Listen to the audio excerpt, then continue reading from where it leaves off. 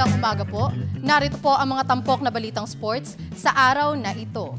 Idinepensa ni former undisputed heavyweight champion Mike Tyson si Manny Pacquiao sa mga patutsada ni Floyd Mayweather Jr.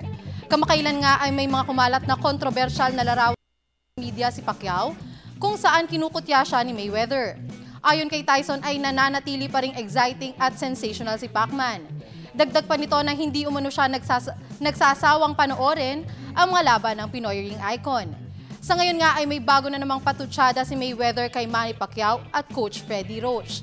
Sa kanyang Twitter account ay nag-post ng picture si Mayweather kung saan pinangalanan niya itong Manny Roach.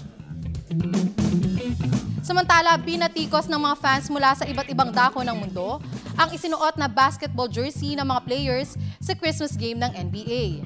Binaha ng reklamo ang mga social media sites dahil hindi umunubagay ang disenyo ng uniform ng mga players sa laban ng Chicago Bulls kontra Oklahoma City Thunder at Miami Heat kontra Los Angeles Lakers na mayroong sleeve. Maging ang mga sports writers ay nagbigay rin ng negatibong reaksyon kung saan ang isa nga ay nagsabi na terrible ang itsura ng uniforme at mukhang nasa practice game lang ang mga manlalaro. Aminado rin ng ilang NBA players na hindi sila sanay sa uniforme na kanilang isinuot. At yan po ang mga tampok na balitang sports ngayong umaga.